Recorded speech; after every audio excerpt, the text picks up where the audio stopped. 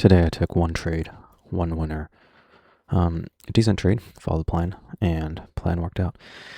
It was a pretty clean trade for the first time in, no, pretty much the whole month since the first. So pretty happy about that. Pivots were kind of all over the place. So it was overlapping higher, a little bit bullish on TPO. Cams were insect relationships, so maybe it's a breakout scenario. And then this was overlapping lower on CPR, so that was a little bearish. So it was kind of all over the place, but it was opening up really bullish today. So it was above R1, above H4, just below H5. So yeah, above value and range. So it was very bullish open, but it was rejecting above H5 right at R2. It was coming down. It was opening slightly below H5 inside the supply zone. That technically broke above 2 ticks, but I kept it in there because it didn't really rally above that quite yet. So I kept that in there. My plan was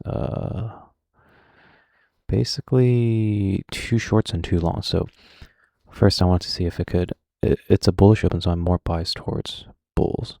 But I want to see if I could long value area low here on ETH. So it's basically only the pre-market session. And I want to see if I can long this area, which aligned with yesterday high here, 7,500 to 7,496. If I could support there, I wanted to long. A better level, I thought, was R1 and H4, which was 7,485, 83. Since it was opening under H5, I want to see if I could support here and take it long. But I obviously don't really like market coming back into the range for longs here.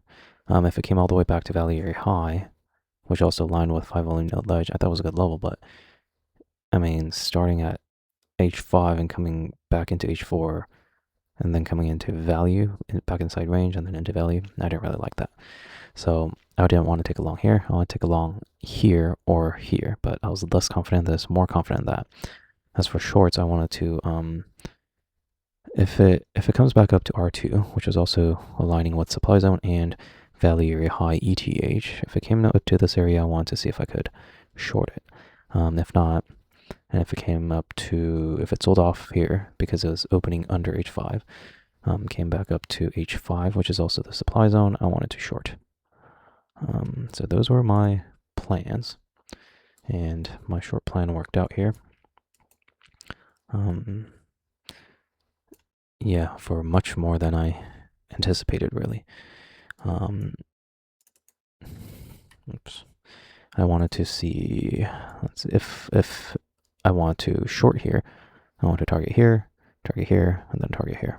But I reviewed my trades from last week, and I found that I was being very greedy. I think it was a lot of it was because I was trying to get out of this big drawdown, and instead of taking small winners and taking things off at 3R and such, I want to go for big 20-point winners, 25-point winners. I wanted to hit home run trades so that I could get out of this big drawdown. And I was reviewing my trades and I was like, look, the way to get out of these drawdowns aren't to hit home run trades. It's to hit small winners consistently, and small winners as in following my plan and hitting 3R and my plan targets, instead of trying to hit home run trades and going for crazy ones. Although today, this home run trade, trying to swing for the fences would have worked out here. But, such is life, I guess. So initially, I wanted to see if I could long here. And I thought I missed that trade. So, comes into this 7,500 area. Initially, after a very bearish delta divergence there on the 1 minute. So, that was bearish signals. Also, 2-minute delta divergence here, very bearish. But it came into 7,500. I was thinking about longs here. Saw this B shape. Saw this delta divergence kind of forming. Also, on the 1 minute, there was a delta divergence forming. Kind of liked it, but not enough for me to take longs here. So yeah, and then it tanks under. So now 7,500 into this level. I want to see if I can long, but I don't really see much of a long scenario or confirmations except these buying imbalances that come in and a B shape, a POC at the lows. So I like that. POC at the lows. There's a B shape here too. Very nice B shape. Now I'm looking for a retest into this B shape so that I could long it, but I just rallied straight up. So didn't have a chance to take a pullback long here. So now it goes back up all the way to H5, which is at 75.12. Now it's above the high of day, which is at 75.10 or so. It goes back into the supply zone, right into H5, and starts forming this delta divergence on the 2-minute, delta divergence on the 20-minute or 20 range. Starts flirting with it there. 1 minute starts forming a very nice delta divergence, which I like, and also a hidden CVD hidden divergence because it's breaking highs, but price isn't. I like that all these buyers are getting absorbed here at 75.14s. So I'm waiting for at least this 1 minute candle to close here. So there's 8 seconds left there now. I'm waiting for it to close. I'm waiting for this to form a P shape and close. Also, this 2-minute delta divergence to finish forming. There's a minute left in that candle. 1 minute closes as a delta divergence, and it keeps going up the delta and forms a very nice CVD hidden divergence. Not breaking highs here on price, but breaking highs on delta. Again, getting stuffed over here at 75.13s, 14s. And I want to see some sort of selling coming in before I enter short. But I kind of entered a little bit early so that I could have a better risk to reward, a better risk really. So I enter here, stop above the 14s here. Nice delta divergence forming with 10 seconds left. I thought that was good enough. 20 range chart, 20 range candle, also forming a delta divergence. Now the 2-minute closes as a delta divergence. And yeah, it didn't form that CVD hidden divergence afterwards, but it was in the middle. So I liked it, but I almost got stopped out here. So that was 1 tick away from stopping out. Rallied up right up to the high here.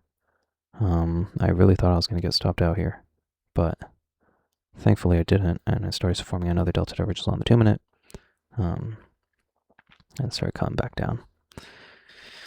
And yeah, from then on it was pretty smooth.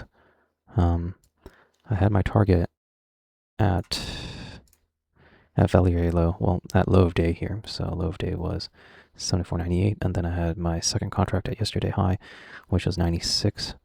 And then this was a little too far away, is what I thought. So 10 points away.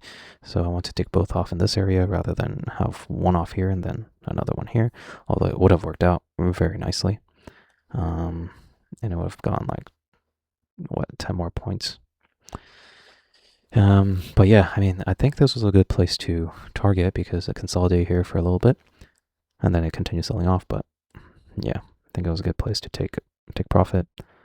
If I had more contracts, I'd probably take it off here and then here, but you know, it is what it is. But yeah, it was pretty smooth sailing here, and I don't want to be greedy, so just take it off at the next technical level here. And yeah, nice sell-off, low of day hits. Take one off at 98 and then 96 yesterday low, or yesterday high, Friday's high. And so now I'm all out of this trade.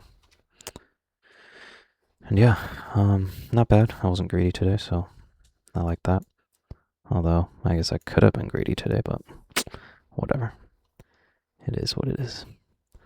So hopefully this week I figure out not being greedy and not having a fear of missing out. And I'll take the small winners to try to get out of this drawdown rather than big home run trades.